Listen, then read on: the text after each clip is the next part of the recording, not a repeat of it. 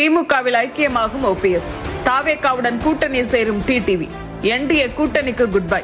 எடப்பாடிக்கு எழுந்துள்ள சிக்கல். 2026 தேர்தல் களத்தில் என்ன நடக்கிறது? ஓபிஎஸ்க்கு இருந்த கடைசி நம்பிக்கை அதிமுக பொதுக்குழுவில் இணைப்பு குறித்த கிரீன் சிக்னல் கிடைக்கும் என்பதுதான்.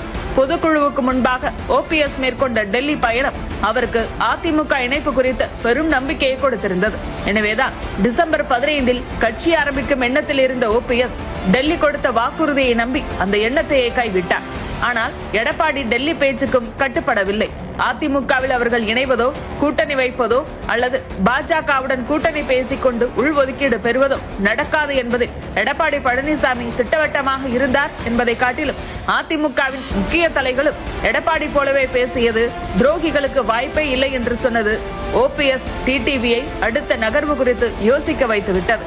டிடிவியை பொறுத்தவரையில் தற்போது தமிழக வெற்றிக் கழகத்துடன் பேச்சுவார்த்தை நடத்தி வருகிறார். கடந்த முறை தன்னுடைய தலைமையில் தனி அணி அமைத்தவர் இந்த முறை தாவேகாவில் இரட்டை இலக்கத்தில் இடங்களை பெற்று போட்டியிட தயாராகி வருகிறார்.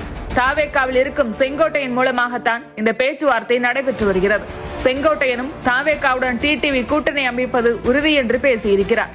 கடந்த சட்டமன்ற தேர்தலில் கொங்கு மண்டலம் அதிமுகவுக்கு கை கொடுத்த அளவுக்கு தென் மாவட்டங்கள், டெல்டா மாவட்டங்கள் கை கொடுக்கவில்லை. இதற்கு காரணம் அதிமுக வாக்குகளை அமமுக பிரித்தது, அதிமுகவின் முக்குலத்தூர் வாக்குகள் சிதறியது காரணமாக சொல்லப்பட்டது. எனவே இந்த முறை தாவேகாவுடன் டிடிவி கைகோர்ப்பதால் விஜய் பிளஸ் அமமுக ஏற்படுத்தக்கூடிய வாக்கு சிதறல் இரண்டும் பெரும் சேதாரத்தை அதிமுகவுக்கு கொடுக்கும். எனவே இதை சமாளிக்க வேண்டிய கட்டாயத்தில் இருக்கிறார் எடப்பாடி பழனிசாமி. அடுத்ததாக ஓபிஎஸ் திமுகவா தாவேகாவா யாருடன் கூட்டணி அமைக்கலாம் என்று தன்னுடைய நிர்வாகிகளுடனான ஆலோசனை கூட்டத்தில் டி மற்றும் டி, அதாவது டிஎம்கே, டிவிகே இரண்டு ஆப்ஷன்களை நிர்வாகிகளுக்கு கொடுத்து டிக் செய்ய சொன்னதாக தகவல்கள் வந்தன. இதில் பெரும்பாலும் தாவேகா என்பதை நிர்வாகிகள் டிக் செய்திருந்தாலும் அங்கு போகலாமா என்று ஓபிஎஸும் அவருடைய தலைமை நிர்வாகிகளும் யோசிப்பதாக சொல்லப்படுகிறது. தாவேகா என்பதை காட்டிலும் திமுக போகலாம் என்ற எண்ணத்தில் ஓபிஎஸ் இருக்கிறார் என்கிறார்கள். திமுகவை பொறுத்தவரையில் கூட்டணியில் ஓபிஎஸ்ஐ இணைத்து சில தொகுதிகளை ஒதுக்குவதை விட ஓபிஎஸ்ஐ திமுகவிலேயே இணைய சொன்னால் என்ன என்ற ஆலோசனையில் இருப்பதாக சொல்லப்படுகிறது.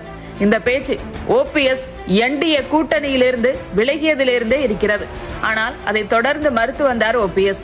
ஆனால் இப்போது தேர்தல் நெருங்கிவிட்டதால் ஓபிஎஸ் உடன் இந்த பேச்சுவார்த்தை நடத்தப்படுவதாக சொல்லப்படுகிறது. ஓபிஎஸ்ஐ பொறுத்தவரையில் 3 முறை முதலமைச்சராக இருந்தவர், அதிமுகவில் பொருளாளர், ஒருங்கிணைப்பாளர் என்ற முக்கிய பதவிகளில் இருந்தவர்.